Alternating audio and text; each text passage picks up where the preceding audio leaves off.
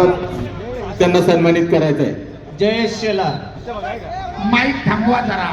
आणि यानंतर पुढचा सन्मान लोणीकंद पेरणे जिल्हा परिषद गटातील नवनिर्वाचित जिल्हा परिषद सदस्य अतुल बनकर इकडे घ्या. दरम्यान स्टेप आउट लाल कसून धारण केल्या कुस्तीगीराचा पाय संरक्षक क्षेत्रात गेल्यामुळे सरपंचानं वेतालला 1 गुण दिलेला आहे. गुण फलक 2-1. आक्रमक होतोय वेताल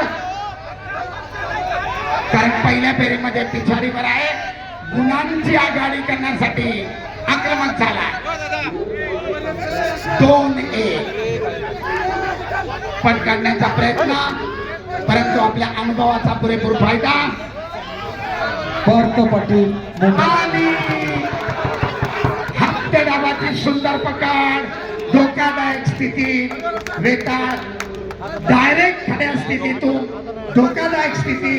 हर्षवर्धनला सरपंचांकडून 4 गुण. सिद्धप्पा 5 गुणांची आघाडी. गुण फलक 6-1. पुन्हा एकदा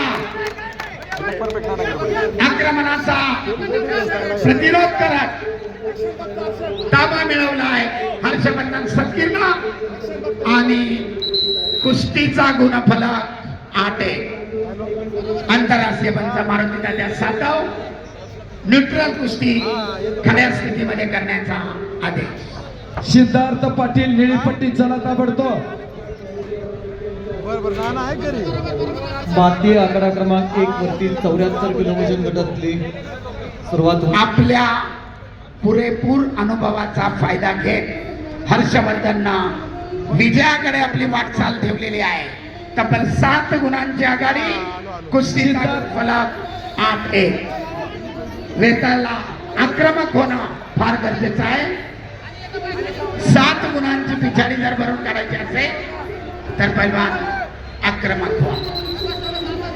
दरम्यान सरपंचांचा इशारा सूचना करतायत हर्षवर्धनला, नकारात्मक कुस्ती करू नका, कुस्ती रोखू नका, पैलवान कुस्ती करा.